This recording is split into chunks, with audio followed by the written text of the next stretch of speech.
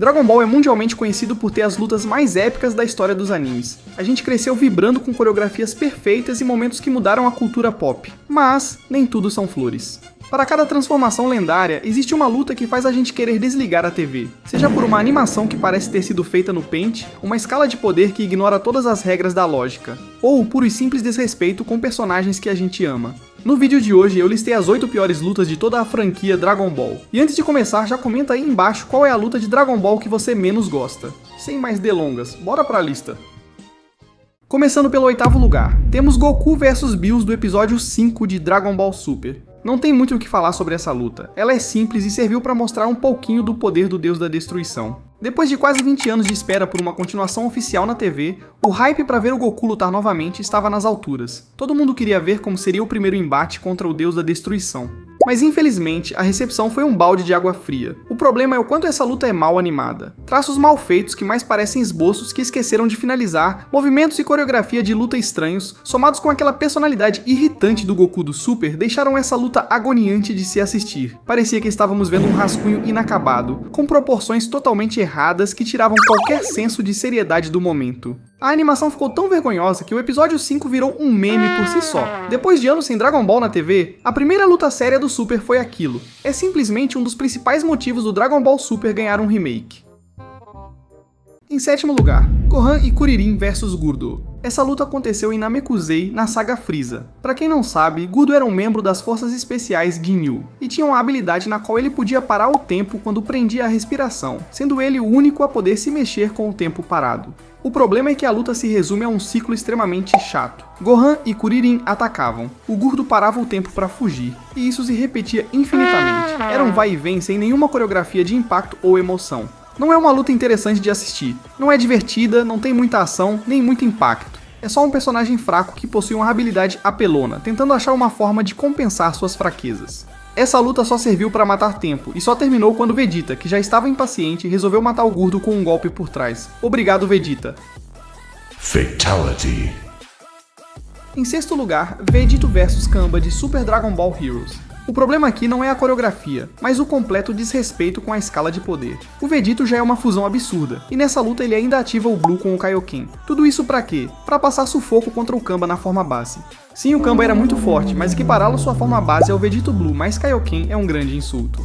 Mais tarde no Dragon Ball Heroes, o mesmo Kamba tomou uma surra do Goku com instinto superior, e foi completamente humilhado pelo Metal Cooler, mesmo usando o Super Saiyajin 3. O próprio Gogeta Blue, sem usar Kaioken, derrotou o Hatsu com o poder da Semente do Universo, que era um inimigo muito mais forte que o Kamba. A gente sabe que a lógica nunca foi o forte de Dragon Ball Heroes, poderíamos listar diversas lutas que não fizeram sentido algum, mas essa luta ganha o 6º lugar pelo fator decepção, pois essa é a primeira vez que vimos o Vegeta usar o Blue com Kaioken, mas o resultado não foi o esperado.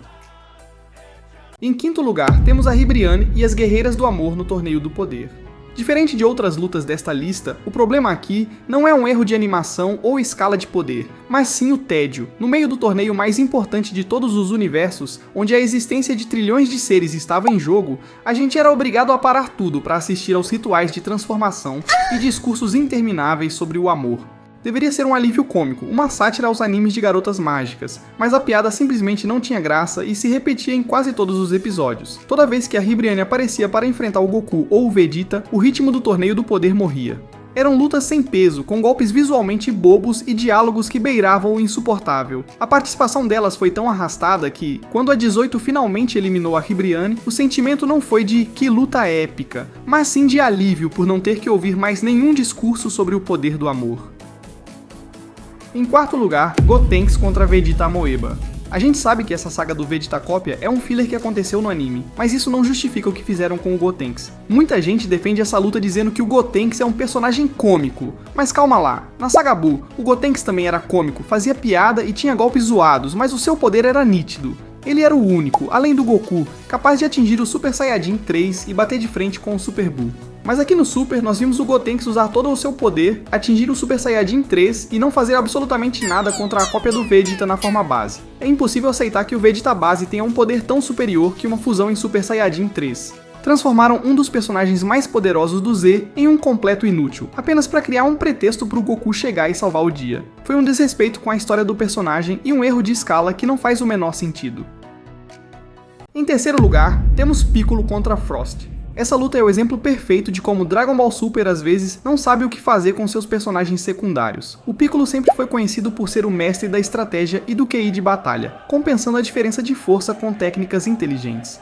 No torneio do Sexto Universo, a gente esperava ver exatamente isso, e o Piccolo até que começou bem, usando clones e o Makanko-Sapo para encurralar o Frost, mas o problema é como a luta termina. O Piccolo foi usado puramente como escada. Ele foi derrotado de uma forma patética por causa de uma trapaça óbvia do Frost, apenas para que o Vegeta pudesse entrar no ringue logo em seguida e resolver o problema com um soco. Foi extremamente frustrante ver um guerreiro tão experiente ser jogado de lado desse jeito. O roteiro preferiu sacrificar a dignidade e a inteligência do Piccolo só para inflar o ego do Vegeta e dar um momento de destaque para o Goku descobrir a trapaça.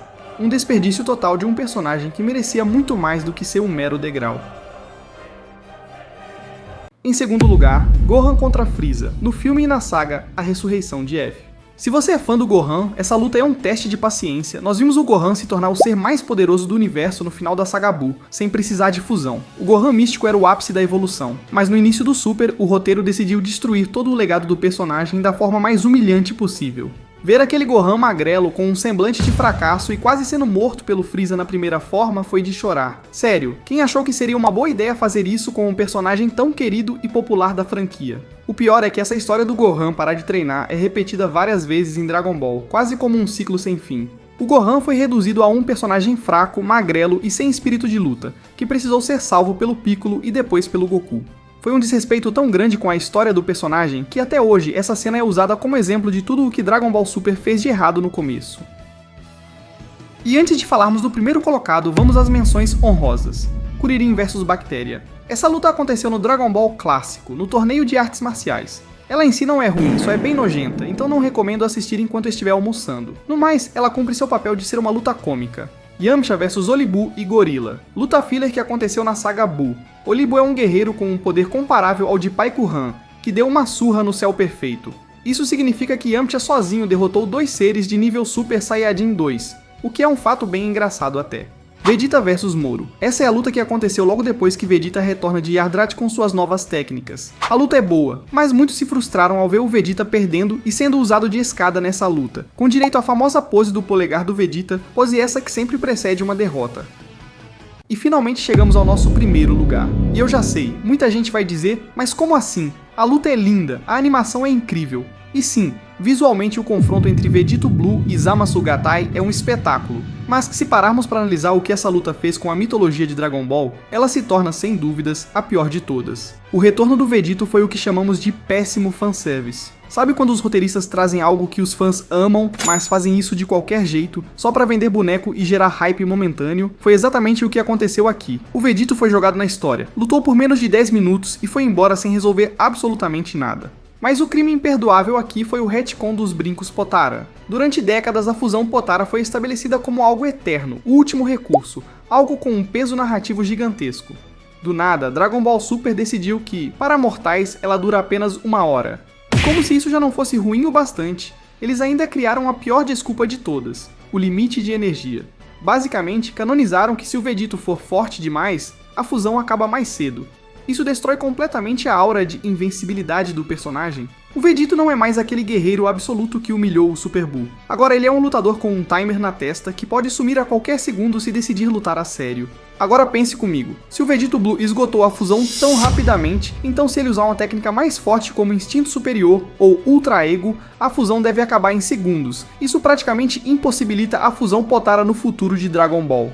No fim das contas, o Vegito Blue só serviu de escada. Ele não finalizou o vilão, ele não foi o herói da saga, e sua presença só serviu para enfraquecer o conceito da fusão mais poderosa da franquia. Trazer um personagem tão icônico de volta apenas para ele dar alguns socos e desaparecer por causa de uma regra tirada do nada no roteiro é o ápice do desrespeito com o fã.